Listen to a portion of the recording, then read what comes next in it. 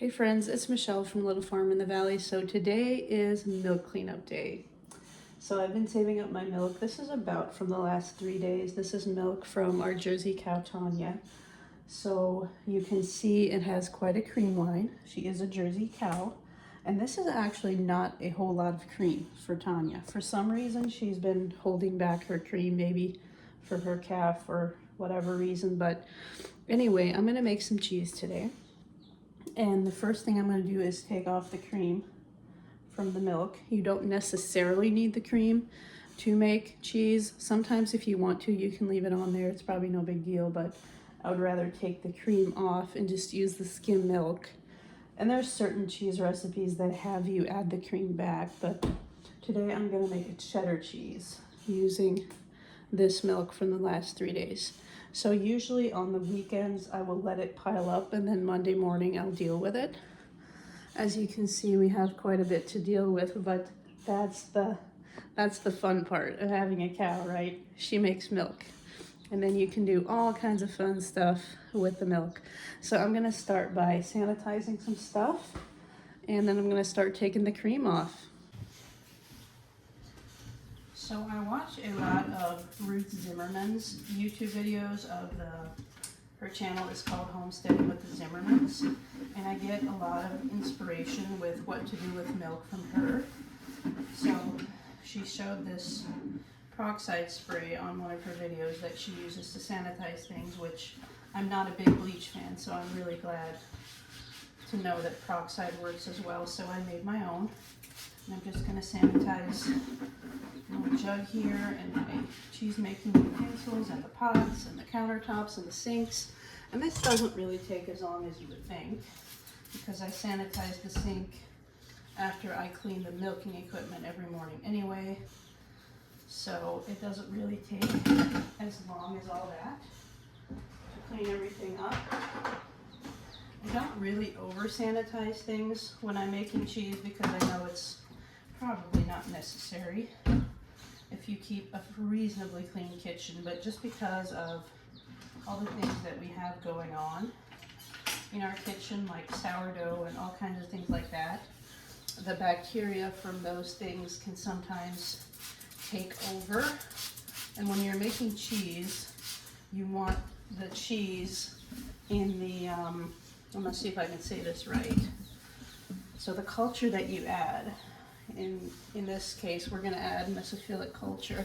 You want that culture to be prevalent. You want that culture to kind of take over and be the dominant culture. And if you have too much going on in your kitchen and things aren't sanitary enough, other cultures could override that culture and your cheese isn't going to turn out as good. So that's why we sanitize for cheese making. Just going to do my surfaces, my stove top, and then I'm going to also do the pots that I'm going to use for cheese making. So I really want to try and get into natural cheese making a little bit more, where you don't even need to use the mesophilic culture, where you can use things like kefir grains and whey left over from previous batches and use that instead of having to buy the cultures all the time. But I'm still kind of learning about that, so today I will be using store-bought culture for this cheese. Just get the pot good and sanitary. This is a heavy bottom stock pot. This is my canning pot, and it's 5 gallons. I think I'm going to do a 4-gallon cheese. I guess if I have milk left over, I'll have to find something else. I really do need a pot that's like twice this size, though, for the amount of milk that we've been getting. Cheese making can be very hard on a stove top, so I'm just going to have to give it a good cleaning after. But for now, I'm just going to wipe it down with that peroxide spray. And all I did was I diluted it about 1 part peroxide to 1 part water. Just make sure there's no dust hanging around here. And again, I don't overly sanitize, but I like to just go over things and just make sure, to the best of my ability, that things are clean. So I'm just going to start by taking a ladle and taking off the cream. I'm not going to skim it off completely. Just basically going to scrape off the top. Now you want the freshest milk to make cheese. So our freshest milk from this morning is all the way down here. So I'll make sure I get this in the pot. And then I'll just keep going with the rest of it. I don't think any of it's too old because it's only from the last 3 days. I think kind of a rule of thumb is you don't want it to be more than 4 or 5 days old. Hoping to get maybe a quart of cream off of here, but we'll see. We'll see what happens.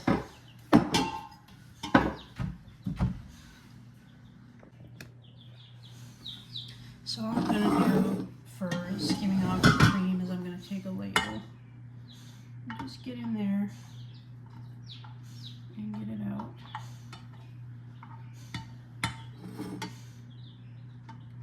Like I said, I used to get twice the cream. For some reason, she is holding back her cream.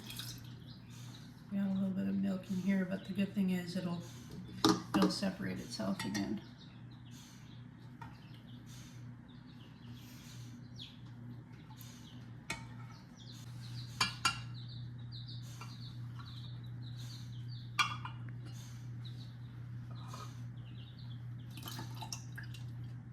Depending on how much cream I get, maybe I'll make butter. Maybe I'll keep saving it for another day or so before I do anything with it. We'll see. I really don't want it to get too old either, so I'll probably just have to take what I can get and make something out of it sooner rather than later.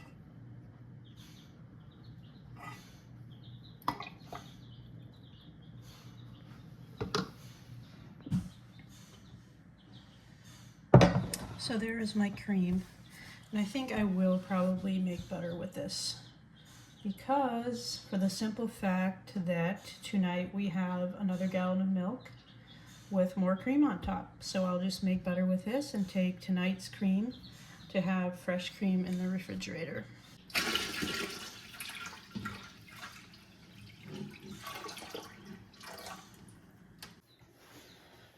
So I decided that I would make butter, so I'm just going to use this quart. So I got the pint and the quart. I'm going to save this because I'm also taking a gallon of milk that didn't fit into my pot, and I'm going to make cream cheese. So I'm going to save that cream to use for my cream cheese. And I'm just going to use this to make butter. And you can make butter in many different ways. You can use your mixer, like your stand mixer. You can use a blender. I choose to use my food processor because it's just really handy and it's a lot faster than my KitchenAid mixer. I can have butter sometimes in under a minute in my food processor, where in my KitchenAid it sometimes takes 20 minutes. This is just so much faster.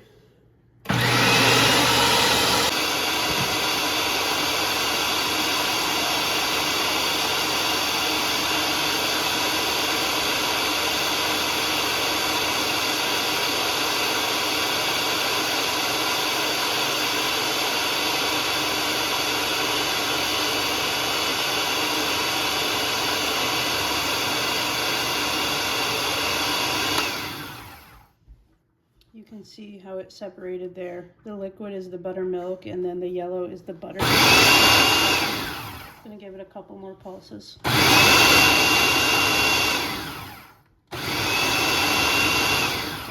about 2 minutes.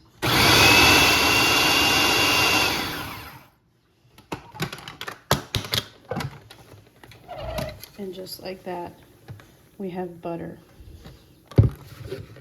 So I have a strainer, and I'm gonna put a pot underneath here to catch the buttermilk.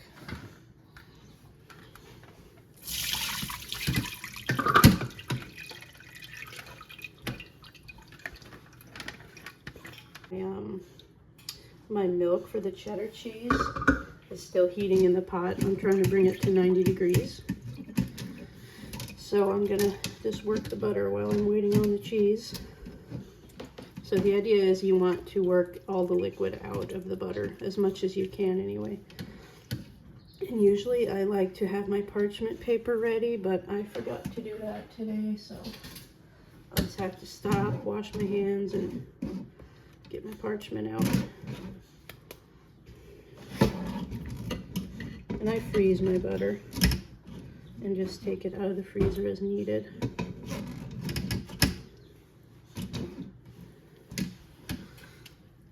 Spring and summer is when you want to be making the most butter, because then it'll be this yellow color, the richer color from the more grass in the cow's diet.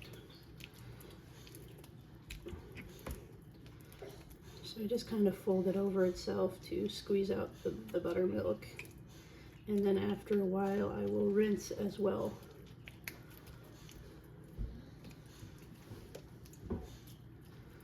And the only thing the buttermilk will do is it'll sour your butter a little bit.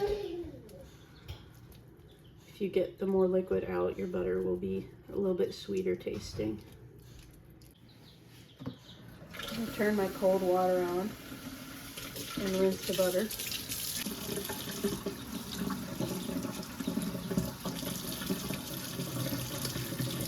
It feels pretty good, so now I'm going to salt it. I like to salt my butter. So I'm going to use my Redmond real salt and just add kind of a generous, maybe that was half a tablespoon. I'm going to work that in.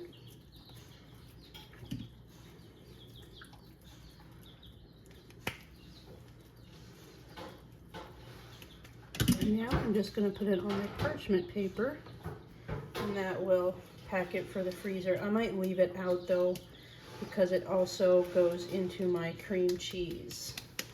I'm going to take what I need for cream cheese from this block and freeze the rest. So my buttermilk, I'm just going to mark this and put it back in the refrigerator. I like to use this as a meat tenderizer. So for example, I'm going to have fried chicken tomorrow, so I will marinate my chicken in the buttermilk. Some people drink this, but I like to use it as a meat marinade and for baking.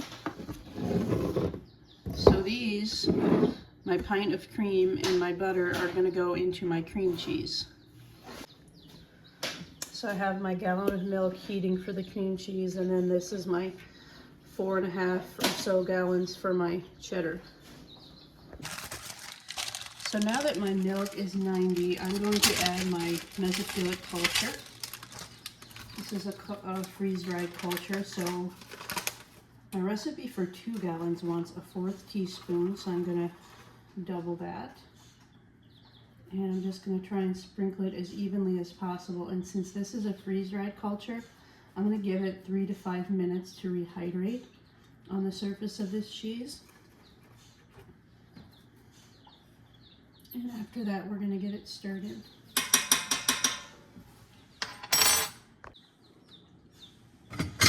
So now I'm going to stir my culture in. I'm going to stir for about a minute using an up and down motion. And after those 45 minutes, after that minute of stirring, I'm going to cover my pot for 45 minutes and let the culture acidify the milk.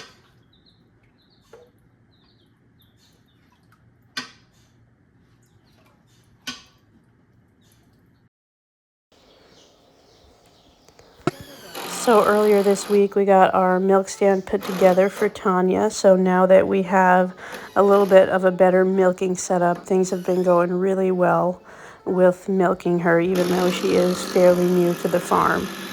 This was really a great help in getting her used to being milked.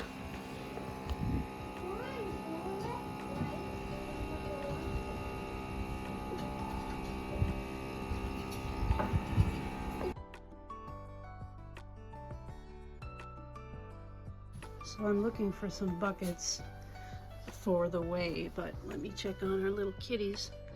They have their eyes open now. I guess now is not a good time to disturb them, but all three of them are still doing good.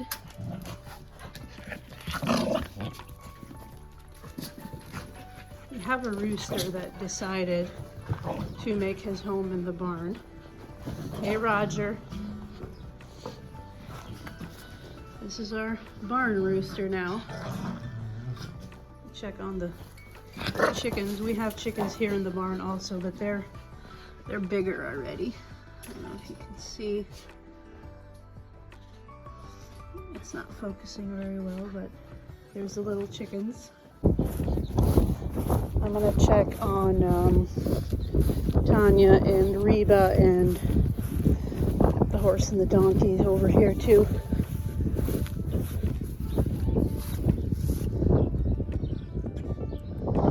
Tanya is all the way over there by the barn. Tanya and Reba. With all this rain, everything is just starting to green up. So exciting that summer is finally here. Looks like it might rain some more today though.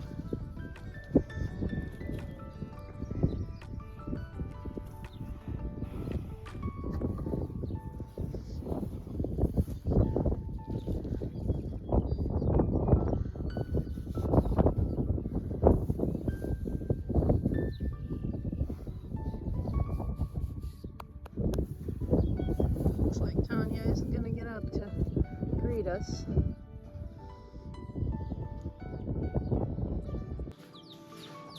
So these are the little chickens that I told you we have in the house. So these are a blue cochin chicken, these gray ones. And I had 5 of them and every single one of them died. And I don't know if they were sick or if it was too cold for them. So I'm not risking the cold and having them in the barn again. And then the really tiny ones are little bantams. So they're a variety called Sea Bright Bantam. And they are just so tiny. On the first day, they would fit into these little holes and they would sit in there and eat. So I'm definitely not risking losing the bantam chickens. So they're gonna be in here until the risk of them dying from the cold is over. And that might be another week. And we get to enjoy them. The boys love watching them all day. Yeah. So this has been fun. You can see how small they are compared to those blue cochin ones. The blue cochin get really big and fluffy. You can probably see on some of them as they're walking, their legs have the fluffy feathering on them.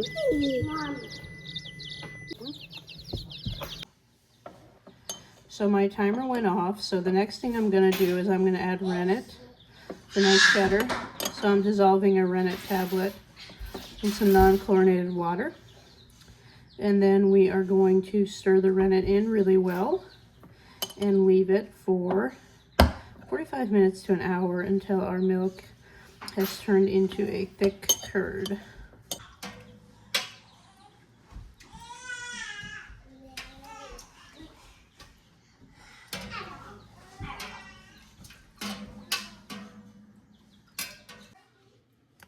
So the milk for my cream cheese has started to boil. So at this point I'm going to turn it down and I'm going to naturally turn that milk into a curd. I'm going to try today with lemon juice that I squeezed out of some real lemons. And if that doesn't work, I'll just add a little bit of vinegar. I usually do vinegar, but since I had some lemons, I decided I would try with lemon. There's a little something happening, but I might need my my vinegar anyway. Try and show you what I'm doing. I don't think it'll be quite enough to separate it. I might need to add some vinegar.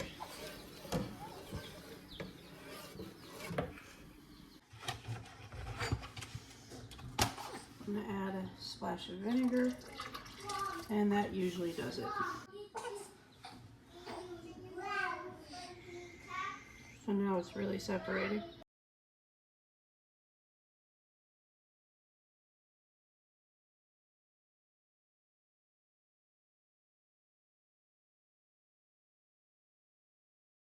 So this curd for the cream cheese, I'm just squeezing out the whey and letting it drain a little bit. Then all I'm going to do is throw it in my food processor with some cream and butter and salt and just blend it until it becomes cream cheese. It is that easy. And it makes a delicious cream cheese. It doesn't hold very long in the fridge, maybe a week or so. So when I make big quantities of it, I freeze most of it. The only thing I haven't tried with it is things like cheesecake, but pretty much everywhere else that I need cream cheese in recipes, I use it, and it's really good for eating just like this on crackers too. So if I were to put it in a bowl and just add cream, it would be cottage cheese. But I'm going to turn it into cream cheese instead. What I do sometimes when I need a snack is I'll just sprinkle salt over it right now and eat it. So it is really delicious, trust me. So I brought a bucket from the barn and I have it sitting on the front steps. So I'm going to take my whey out there, and by the end of my cheese making, I should probably have close to a 5-gallon bucket of whey for the pigs. It's amazing how this milk cow can feed us and everyone else on the farm too. They're just magic like that.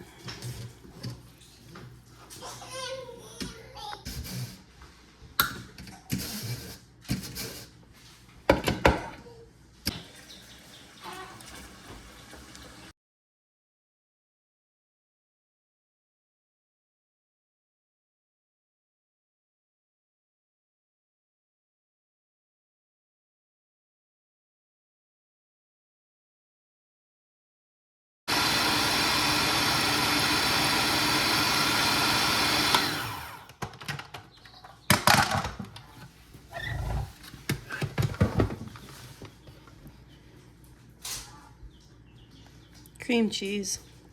I'm going to blend it a little bit more, but it looks beautiful. I just want to get it a little bit smoother.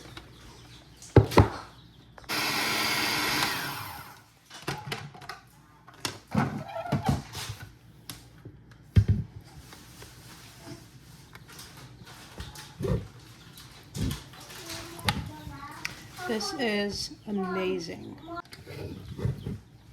So from here, I'll put it in containers and just put it in the freezer. So after making my cream cheese, I have a cup of cream left to put in the refrigerator and quite a bit of butter. I just kind of used a chunk from the corner there. So I still have all this left after making my cream cheese. So now we're going to check our curd to see if it has a clean break.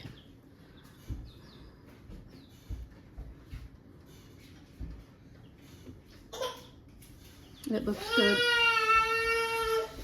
It looks pretty good. So now I'm going to cut the curd into about 1-inch pieces using my knife.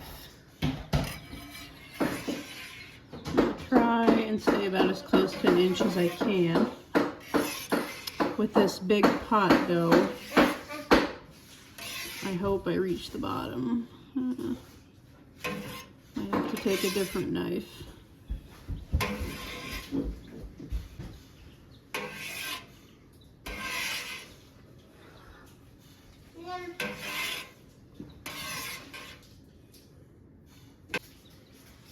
It's important to try and stay as even as you can with all of your curds so that they start to break down in the same size and so that they're kind of ready at the same time.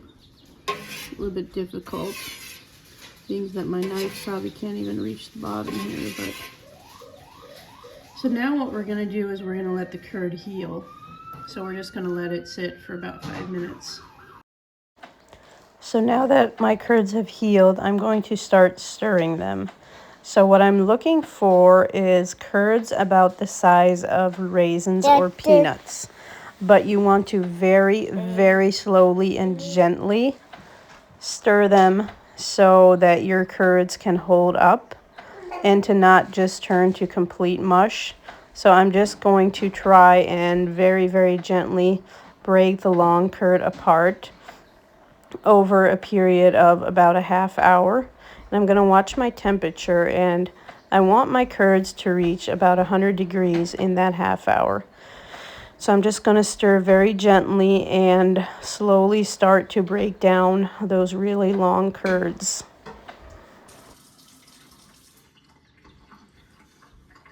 You can use a spoon, but I find that hands actually make the best cheese making tool of all, because you can really feel what's going on with your curd. And a lot of times you can gauge the temperature of your cheese better too when your hands are in the pot.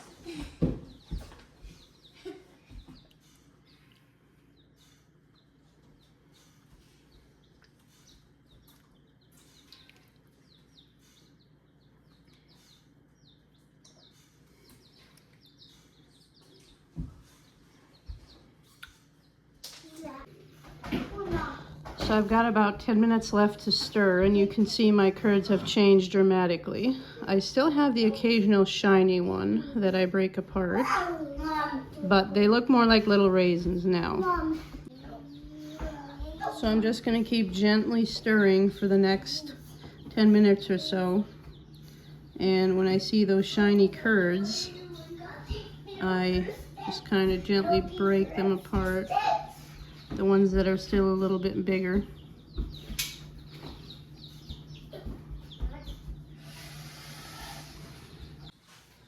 So now I have taken off my pot from the stove, and I'm going to take the curds out and put them into a cheesecloth sack.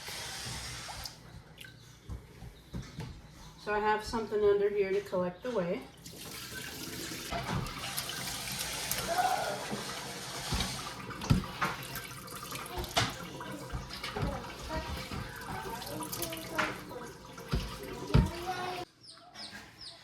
Okay, now that my curds are all in this sack, what I'm going to do is hang them in a warm place. You can hear Tanya hollering outside. I'm going to hang them in a warm place to dry.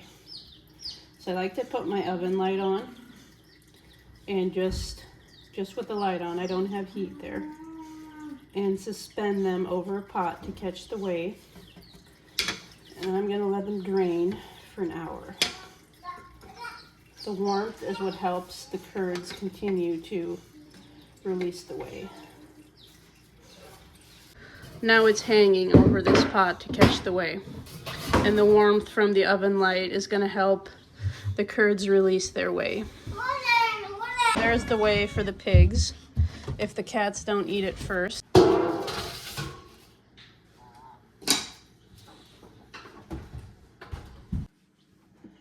So now I'm going to do what's called the cheddaring process, which is breaking up this big curd and salting it. You can get fancy and cut it with a knife, cut it into French fry type pieces, but I've also seen people that just break it apart with their hands, so that's what I'm going to do. So I'm just going to get in here and break it apart, and then add my salt.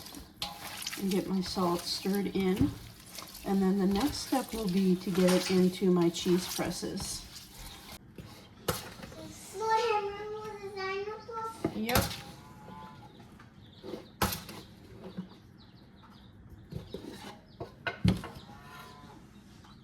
One, two, three, four. So this first pressing will only be for 10 minutes at 10 pounds pressure. And since I don't really have a weighted press, I just guess what 10 pounds pressure would be. I want to do it. So yeah, this went down quite a bit. So I think I am going to put these two together. and just make one bigger wheel.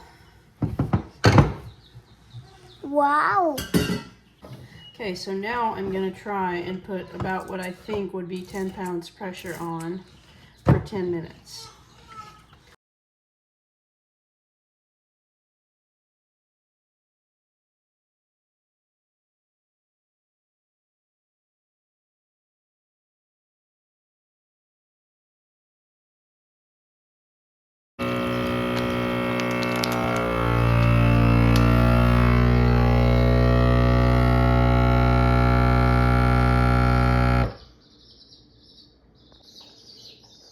So now that I've vacuum sealed it, I'm going to put the date on that it was made and the date that it's ready. Usually I let my cheddar age a minimum of 6 weeks to 3 months. So it just kind of depends on how soon I need it. So this is ready to go. So anyway guys, thank you for watching. If you enjoyed this video, as always, don't forget to like, share, and subscribe so you never miss a video. And we will talk to you soon.